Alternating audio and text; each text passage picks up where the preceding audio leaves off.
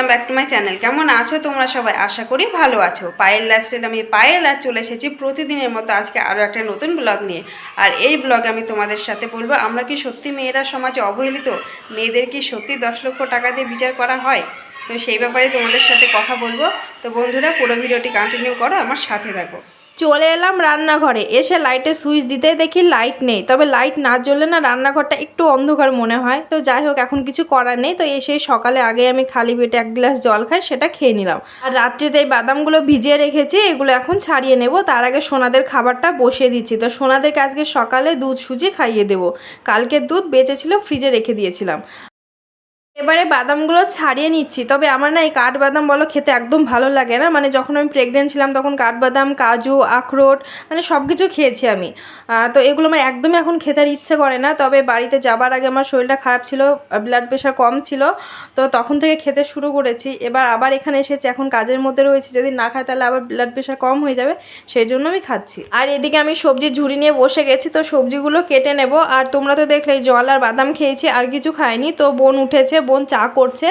তো ও চা করার টাইমের মানে ওই টাইমটার মধ্যে যতটা পারি আমি সবজি কেটে নেব, তারপরে বাকি সবজিটা আবার কাটবো। আর এই যে দেখো ঝুড়িতে মৌসাম্বি লেবুগুলো, এগুলো ফ্রিজ থেকে বার করে রাখলাম। সোনারা ঘুম থেকে উঠলে ওদের খাবার খাওয়ানোর পরে দুপুরে খাইয়ে দেবো। তো ওটা যেহেতু ঠান্ডা, তো বাইরে বার করে রাখলাম সেই জন্য। তো বন্ধুরা, চা মুড়ি নিয়ে বসে পড়েছি। বোন দেখো মুড়িও মাখিয়ে এনেছে। তো এটা খেয়ে এখন রান্নাঘরে চলে যাব। বন্ধুরা, অফ ক্যামেরায় সবজি কেটে ধুয়ে ভাত বসিয়েছি, প্রেসারে ডাল সেদ্ধ করতে বসিয়ে দিয়েছি। সব কিছু করে নিয়ে চলে আসলাম তোমাদের সামনে। তো বলি আজকে কি কি রান্না করব। বেগুন ভাজা হবে, ভেন্ডি ভাজা, আর এইটা পুঁই শাক কেটে রেখেছি, পুঁই শাকের ভাজা করব। আর মসুর ডাল হবে। আর কালকে রাত্রিতে পুঁই ডাঁটা দিয়ে আর মিষ্টি কুমড়ো দিয়ে সবজি বানিয়েছিলাম, সেটা বেঁচে আছে, ফ্রিজে রাখা আছে, তো ওটাই গরম করে নেব। তো আজকে এগুলোই রান্না হবে। আর ওদিকে দেখলে মাম্মা ঘুম থেকে উঠে গেছে, তো মাম্মা হাত পাখাটা নিয়ে চলে গেছে। আর সোনার দেখো রাগ হয়ে গেছে, তো দেখো বিছানার ধারে এসে ঝুলছে, মানে ইচ্ছে করে এমন করছে, মানে রাগে। বুঝতে পারছো কতটা রাগ। তো তারপর দেখো সোনাদেরকে ফ্রেশ করে দিলাম, ব্রাশ করে দিয়েছি, তো ওরা নিজেরাই মুখটা মুছিয়ে নিচ্ছে। আর ওদেরকে মনি খাইয়ে দেবে, আমি চলে যাবো এখন রান্নাঘরে। বন্ধুরা, তোমরা নিশ্চয় শুনেছো আমাদের দেশে একজন ডাক্তারের দাম 10 লক্ষ টাকা, একজন মা বাবার কাছে তার সন্তানের দাম 10 লক্ষ টাকা। সমাজে আমাদের মেয়েদেরকে 10 লক্ষ টাকা দিয়ে বিচার করা হচ্ছে। আর এই কথাটি বলেছে আমাদের দেশের মুখ্যমন্ত্রী মমতা ব্যানার্জি। তাহলে ভাবুন তার মানসিকতা কেমন। তিনি একজন মেয়ে, মুখ্যমন্ত্রী সেটা ছেড়ে দিন, তার আগে ভাবুন তিনি একজন মেয়ে হয়ে একজন মেয়েকে 10 লক্ষ টাকা দিয়ে বিচার করছে। আমি কিন্তু আমার একটা ব্লগে বলেছিলাম যে সব থেকে আমাদের সমাজে একজন মেয়ের শত্রু হচ্ছে আর একজন মেয়ে।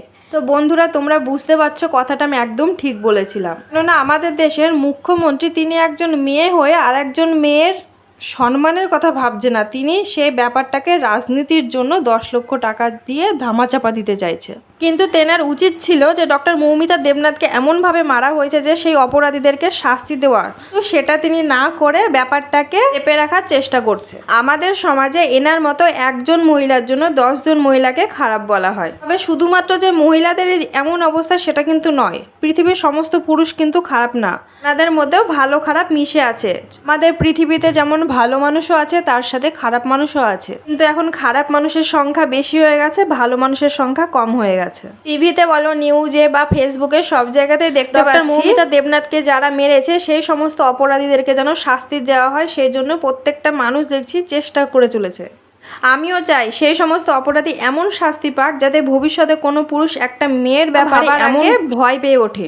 আমাদের দেশের মুখ্যমন্ত্রী তিনি এই কথাটি অনেক কয়েকদিন আগেই বলেছে, আমি শুনেছি। তবে তোমাদের সাথে আমি এই ব্যাপারে কথা বলবো সেটা কিন্তু কয়েকদিন ধরেই ভাবছি, কিন্তু আমার সময়ের প্রচণ্ড অভাব। আর বাড়ির থেকে ছুটি কাটিয়ে আসার পরে না এখানে এসে প্রচণ্ড মানে আমার অসুবিধা হচ্ছে। মানে কয়েকদিন হলো সোনাদের জ্বর এসেছে, ঠান্ডা লেগেছে, তো আমি সব দিক না পেরে উঠছি না। সেই কারণে আমি এখন একদিন বাদে বাদে ব্লগ আপলোড দিচ্ছি।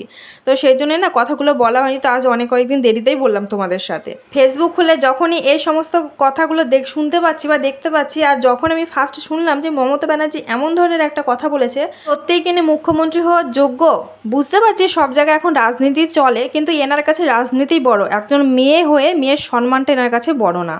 এটুকুই বলার ছিল বন্ধুরা। তবে একটাই কথা, যারা অপরাধী তারা মানে যেদিন শাস্তি পাবে সেদিন আমিও শান্তি পাবো। মানে আমারও না মনের মধ্যে একটা রাগ জন্মে আছে। মানে তোমাদের কি বলবো, শুধু আমি বলে না, আমার মতো অনেক মেয়ে আছে, অনেক মেয়ে প্রত্যেকেই মানে এটার বিচার চাইছে। বন্ধুরা তোমাদের সাথে অনেক কথা বললাম, তার সাথে হাতের রান্নাটাও কমপ্লিট করে নিলাম। দেখো রান্নাঘর পরিষ্কার করে নিয়েছি, আর বাড়িতে লেবুর রস আছে, ওটা সোনাদের খাইয়ে দেবো।